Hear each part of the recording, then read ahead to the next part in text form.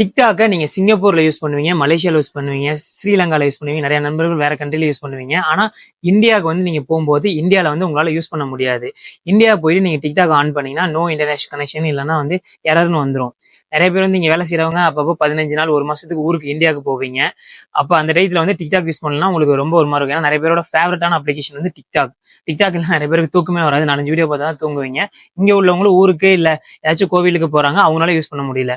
எப்படி இந்தியால TikTok use பண்ண போறதுன்னு நான் இந்த வீடியோல உங்களுக்கு சொல்லி தர போறேன். வீடியோ மறக்காம சேவ் பண்ணி வச்சுக்கோங்க. ஆல்ரெடி இந்த விஷயம் வந்து நிறைய பேருக்கு தெரியும்.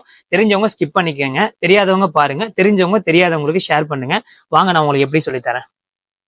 நீங்க பிளே ஸ்டோருக்குள்ள போயிட்டு செக்யூர் விபிஎன் இருக்கும், அதை டைப் பண்ணி இங்க பாருங்க, நான் டைப் பண்ணி வச்சுக்கேன் ஆல்ரெடி.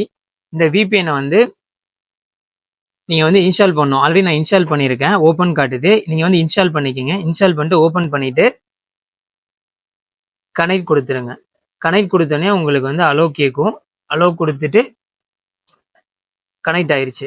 கனெக்ட் ஆனதுக்கு அப்புறம் நீங்க டிக்டாக் ஆன் பண்ணீங்கன்னா, வணக்கம் தமிழ் உறவுகளே, உங்கள் அனைவருக்கும் மாலை வணக்கம். டிக்டாக் வந்து நீங்க யூஸ் பண்ணிக்கலாம். இந்த மெத்தடை ட்ரை பண்ணி பாருங்க. இந்த விபிஎன் வந்து எனக்கு ஒர்க் ஆகும், மேக்ஸிமம் எல்லாருக்கும் ஒர்க் ஆகும். இந்த இன்ஃபர்மேஷன் உங்களுக்கு ஹெல்ப்ஃபுல்லா இருந்ததுன்னா JK Infotech SG Official வந்து ஃபாலோ பண்ணிக்கோங்க. அடுத்து ஒரு நல்ல வீடியோல பார்ப்போம். பாய்.